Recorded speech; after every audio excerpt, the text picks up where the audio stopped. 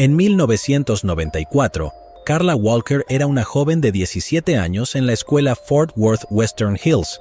Apenas medía 11 pies y tenía una melena gruesa de cabello rubio miel que caía bajo sus hombros. Ella estaba saliendo con Rodney McCoy, un chico de buen carácter que era quarterback del equipo de fútbol. Rodney y Karla hablaron de inscribirse juntos en la Universidad Tecnológica de Texas.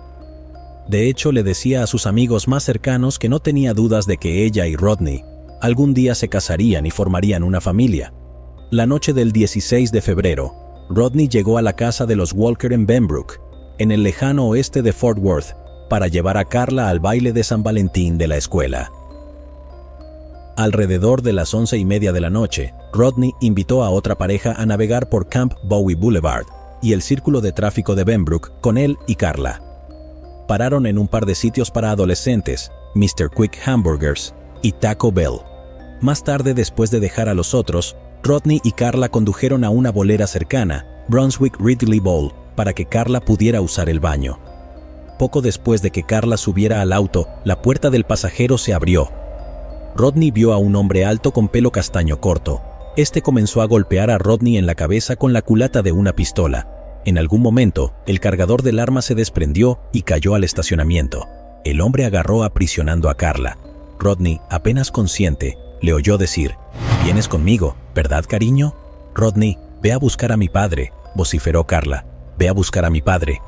Rodney llegó al asiento del conductor alrededor de la 1 de la mañana.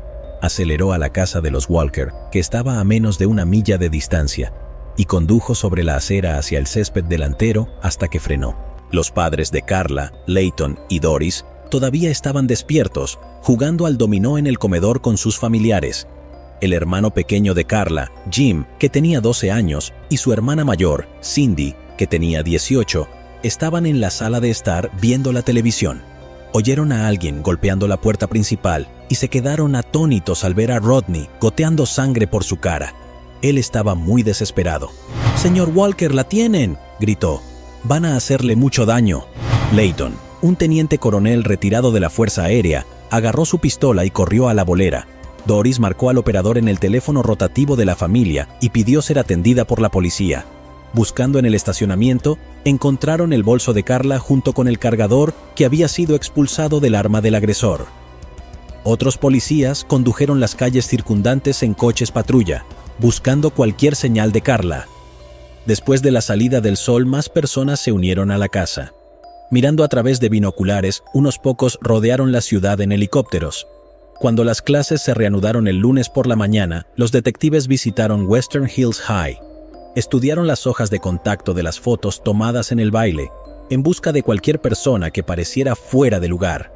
Hasta detuvieron a niños en los pasillos, preguntando si conocían a alguien que quisiera lastimar a Karla. Pero el 20 de febrero, 4 días después de la desaparición de la joven, 2 de los oficiales asignados para buscarla estaban conduciendo a lo largo de una carretera remota de 2 carriles cerca de Benbrook Lake, a unas 5 millas al suroeste de la bolera.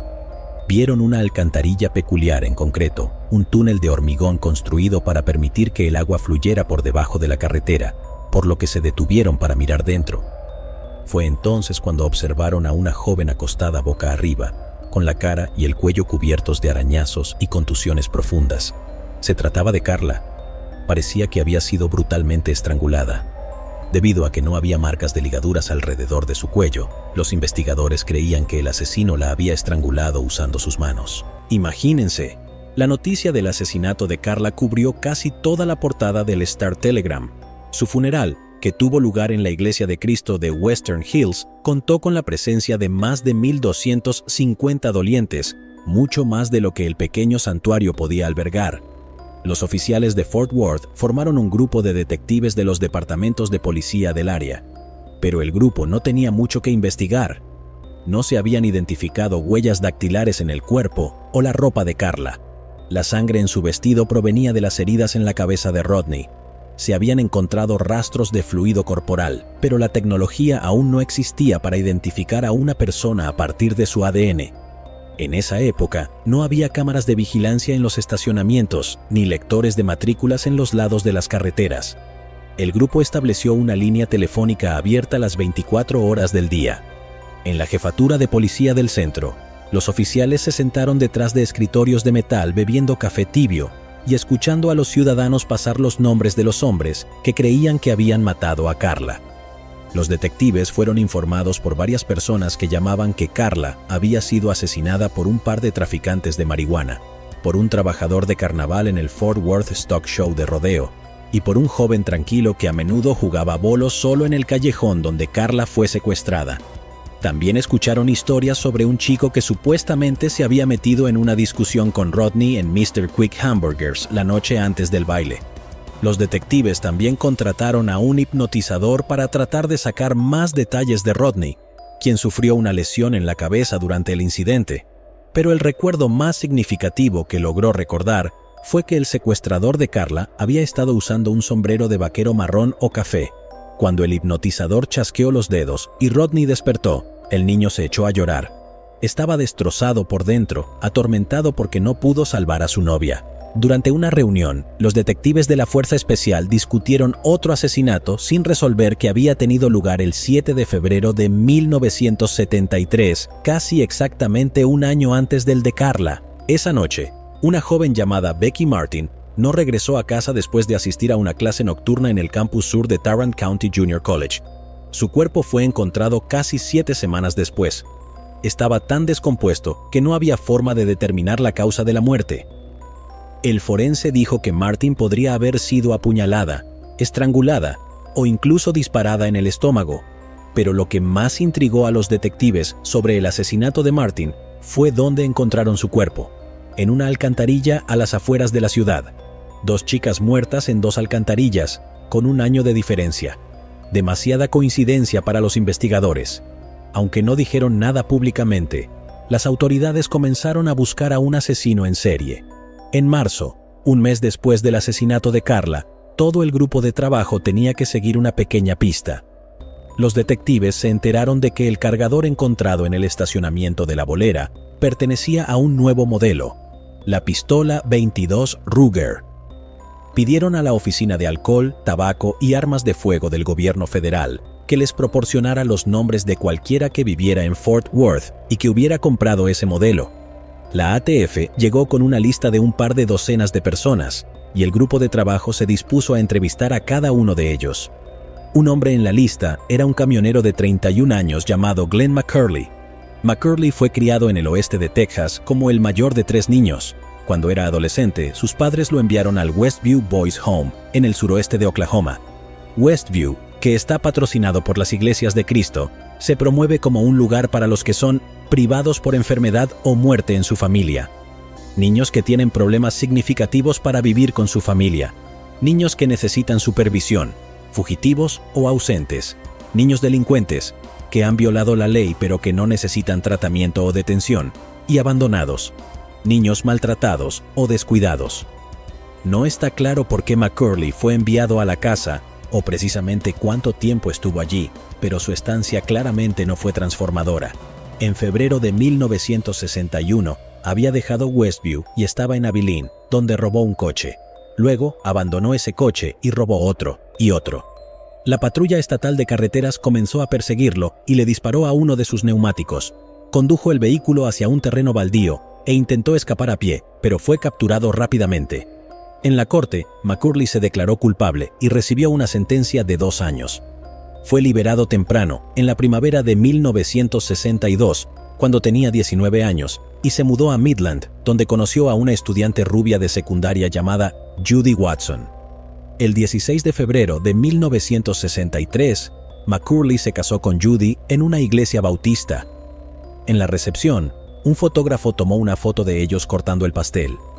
La joven pareja se mudó a una pequeña casa de alquiler. McCurley consiguió un trabajo como camionero para el Servicio Postal de Estados Unidos, con una ruta al área de Dallas-Fort Worth.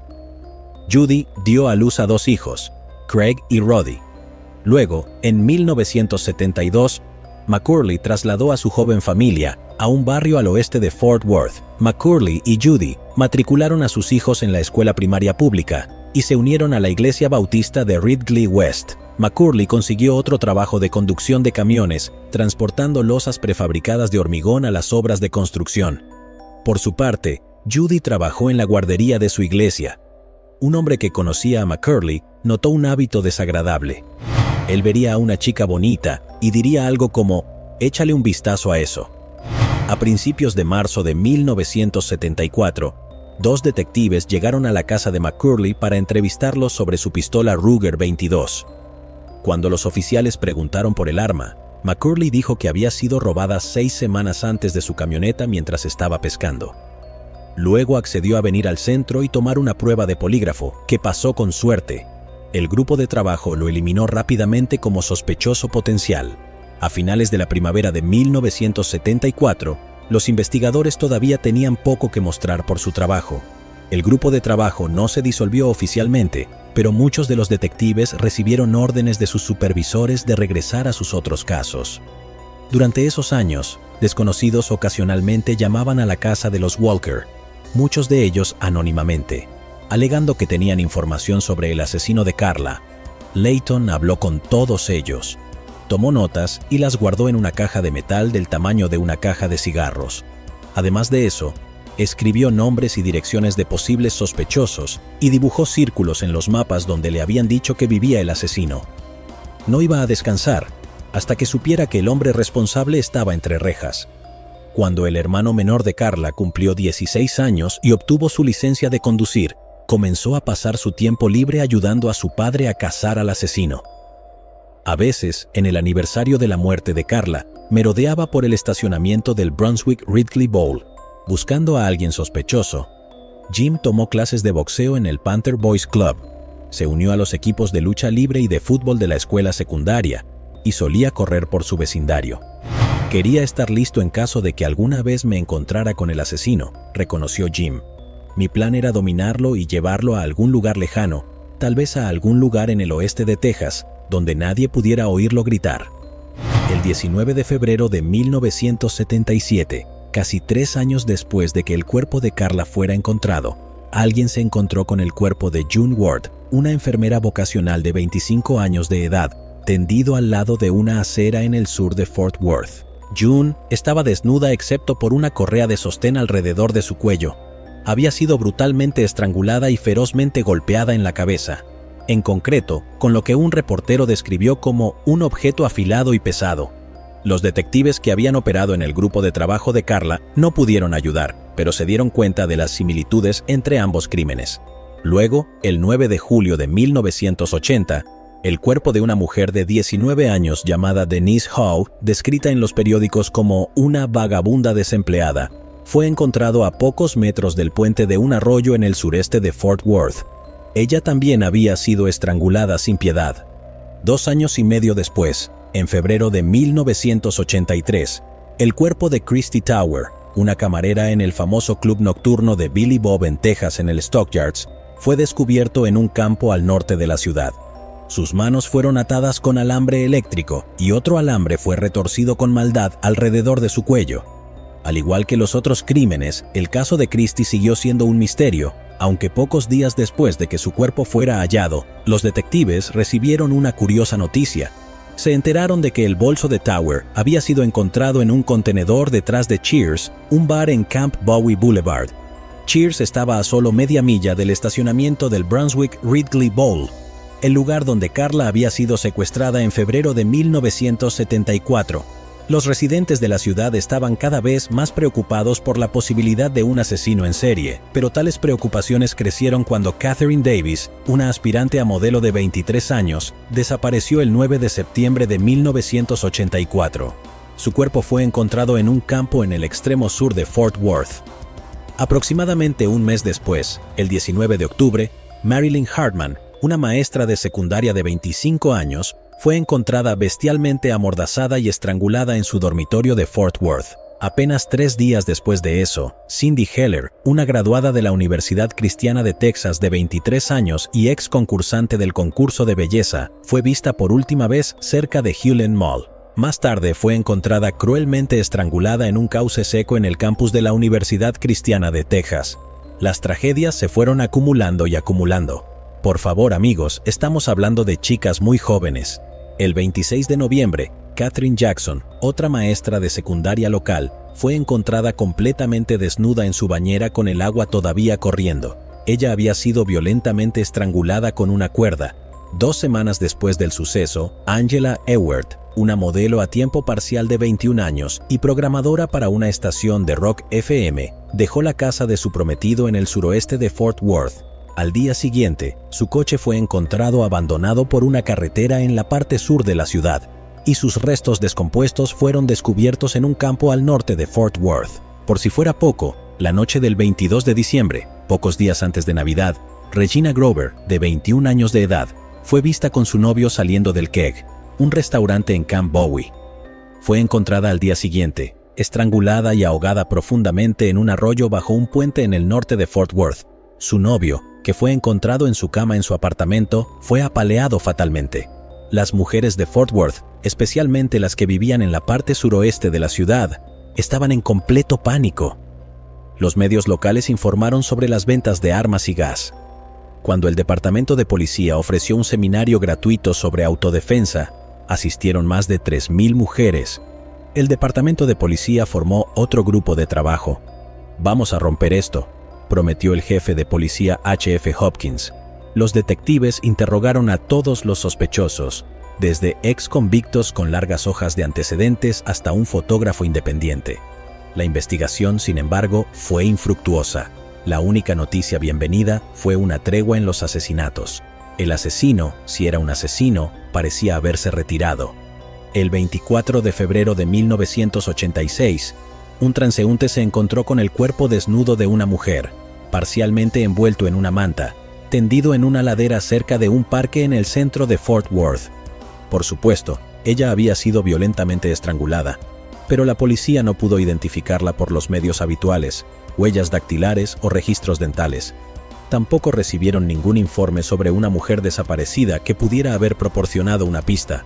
Pasó otro año, y luego otro, y esta vez realmente parecía como si el asesino se hubiera retirado para siempre, pero el hermano menor de Carla Walker, Jim Walker, no se había rendido.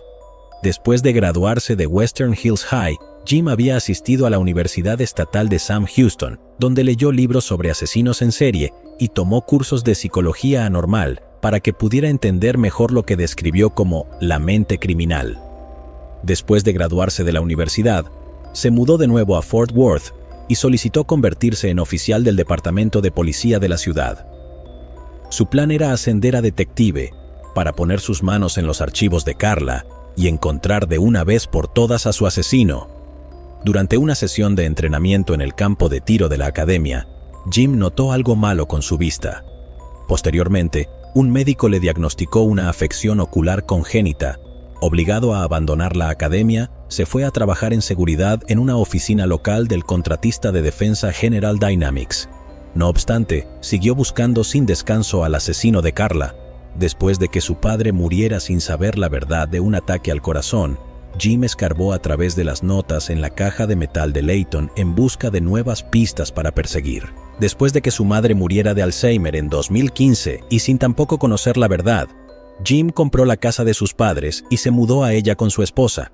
Quería estar allí en caso de que alguien tuviera conciencia a las 3 de la mañana y apareciera para confesar, dijo. En enero de 2019, los detectives Leah Wagner y el oficial Jeff Bennett decidieron volver a abrir el caso de Carla. Después de que Jim hiciera una solicitud entre ellos, volvieron a interrogar al entonces novio de Carla, Rodney McCoy, que se había mudado a Alaska tan pronto como se graduó de la escuela secundaria, para trabajar en una plataforma petrolera, diciéndole a su familia que necesitaba alejarse lo más posible de Fort Worth. Regresó a Texas y vivía cerca de Austin cuando Wagner y Bennett lo alcanzaron. Para tratar de localizar nuevos testigos, los investigadores publicaron un mensaje en la página de Facebook del Departamento de Policía. Recibieron un par de docenas de respuestas, incluyendo una de una mujer que afirmó que su exmarido había crecido en el mismo barrio que Carla y había guardado un alijo de artículos de prensa sobre su caso que ocasionalmente releía. Una señal probable, dijo la exesposa, de que era responsable. Sin duda, para decepción de la exesposa, el exmarido fue capaz de demostrar que había estado fuera de la ciudad el fin de semana que Carla fue asesinada. Lo que los detectives necesitaban era evidencia física, y la mejor evidencia física que podían esperar encontrar, por supuesto, era el ADN del asesino. Desde la muerte de Carla, la tecnología de identificación de ADN no solo se había desarrollado, sino que había progresado más allá de las expectativas de nadie. En la actualidad, existen incluso laboratorios especializados en cartografía genealógica, en los que los técnicos utilizan bases de datos de libre acceso para vincular el ADN de una persona desconocida con el ADN de sus familiares. Afortunadamente para Wagner y Bennett, el vestido de Carla y otra ropa que había usado la noche de su asesinato habían sido cuidadosamente empacados en bolsas de papel en el laboratorio de pruebas del Departamento de Policía, lo que significaba que había una posibilidad de que los técnicos aún pudieran encontrar una muestra utilizable de ADN. Después de todos estos años, sin embargo, no había forma de saber si el ADN se había degradado, lo que impediría a los técnicos compilar un perfil genético completo del hombre responsable. Es más, la realización de pruebas de ADN en la ropa de Carla pudo costar al Departamento de Policía de Fort Worth alrededor de $20,000, dinero que era más probable se dirigiera hacia los casos activos. Wagner y Bennett estaban decididos a encontrar al menos una buena pista, pero sabían que las probabilidades estaban en su contra. Luego, su investigación tomó un giro impredecible. Vincent Strange era un técnico aeroespacial de Fort Worth de 40 años y aficionado a True Crime. En 2017, quiso crear un podcast sobre asesinatos sin resolver en Texas. Su primera historia iba a ser sobre Carla Walker, cuyo asesinato había leído mientras husmeaba en Internet. Entrevistó a Jim y Cindy y a un par de amigos de Carla. Una persona que lo escuchó fue Diane Kuykendall. Diane había ido a la escuela secundaria con Carla. No se conocían en absoluto, pero Carla siempre le sonreía en el pasillo, dijo Diane. Le hacía sentir bien, y eso la hizo desear que hubiera alguna manera de que pudiera pagárselo a Carla. Kuykendall decidió volar entonces a Nashville para asistir a CrimeCon, una convención anual de 3 días sobre crímenes verdaderos que recientemente atrajo a unos 5,000 fanáticos.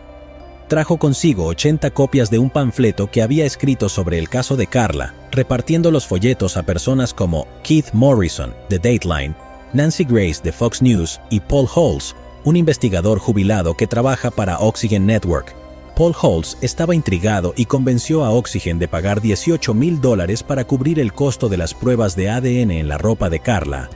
En un laboratorio en California, los técnicos encontraron algunos fluidos corporales intactos y sin contaminar. A partir de ese fluido, fueron capaces de desarrollar un perfil de ADN completo, que subieron al CODIS, una base de datos nacional de aplicación de la ley que contiene el ADN de millones de delincuentes. El CODIS, sin embargo, no pudo encontrar una coincidencia.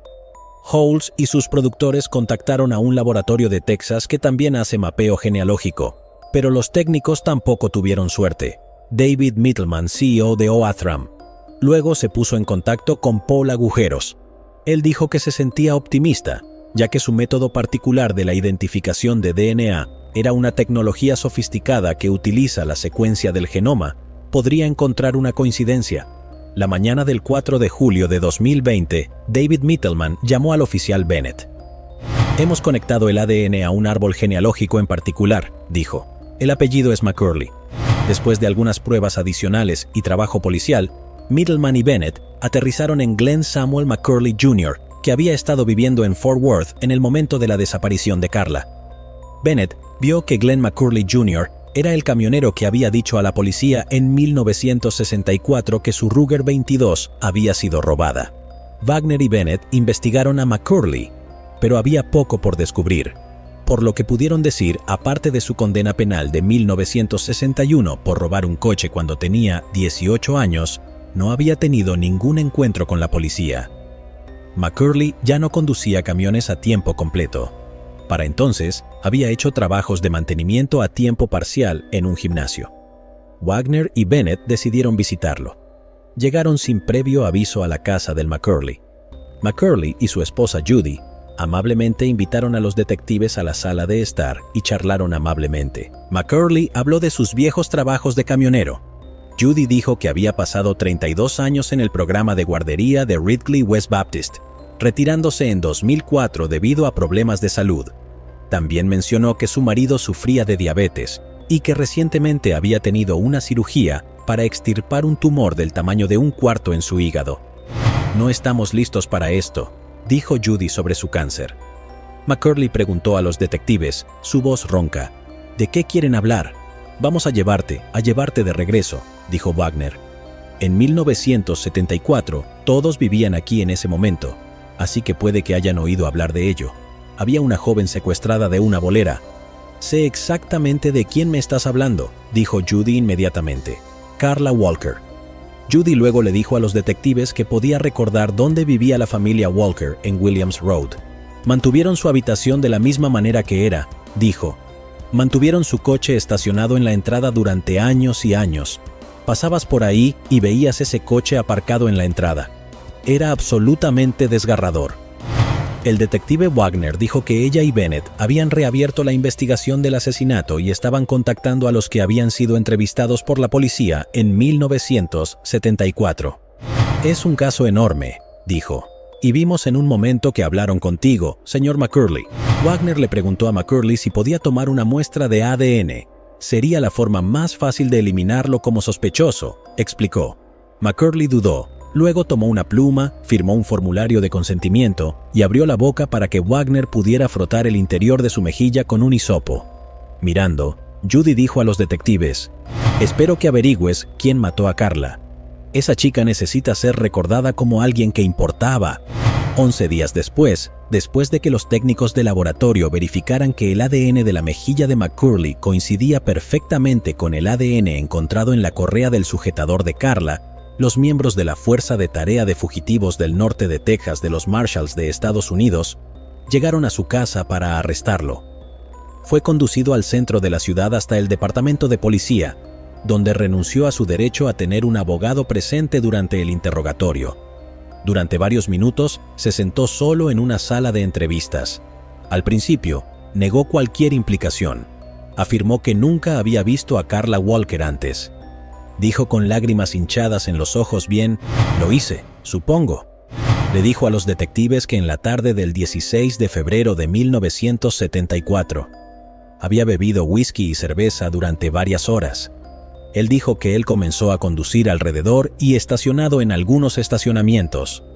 En un punto, él condujo a Brunswick Ridley Bowl. Parecía como si McCurley estuviera a punto de confesar. En cambio, le dijo a los detectives que había oído a una chica gritando en un coche cercano. «Fui allí para ver si podía ayudar. Este tipo grande la tenía arriba y contra la puerta, McCurley dijo que abrió la puerta del pasajero. Se metió en una pelea con el chico. Lo empujó para alejarlo de Karla, la llevó de vuelta a su auto y luego la llevó a otro estacionamiento. Empezó a abrazarme, a agradecerme, y una cosa llevó a la otra», dijo McCurley. «Tuve sexo con ella», afirmó que luego la dejó salir del coche. «No recuerdo mucho de ahí en adelante». Después de hablar con sus abogados nombrados por la corte, McCurley se declaró inocente. Sus abogados argumentaron en sus presentaciones judiciales que la prueba de ADN del laboratorio Othram era defectuosa y que Wagner y Bennett habían coaccionado a McCurley para que diese una confesión falsa. Los abogados también retrataron a McCurley como débil. «Este hombre no representa una amenaza para nadie, por lo que puedo decir, ha llevado una vida sin incidentes». 9 meses más tarde, el 16 de junio de 2021, se abrió al público la primera audiencia previa al juicio. Tuvo lugar con un mono verde de la cárcel. McCurley fue empujado a la sala del tribunal en una silla de ruedas. Cuando el juicio se puso en marcha, unos meses después, el novio de Karla, Rodney, testificó sobre la noche en que desapareció. El detective de homicidios retirado Jim Minter subió al estrado para hablar sobre la investigación original del caso de Karla, y Wagner y Bennett testificaron sobre su propio trabajo policial. Los fiscales Davignon y Emily Dixon expusieron el vestido azul que Karla llevaba la noche en que fue secuestrada y lo presentaron al jurado.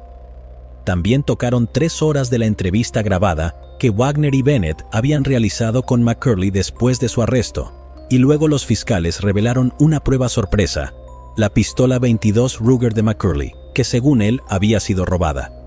La policía la descubrió durante un registro en su casa, escondida en un compartimiento sobre una puerta. El caso, por supuesto, estaba abierto y cerrado.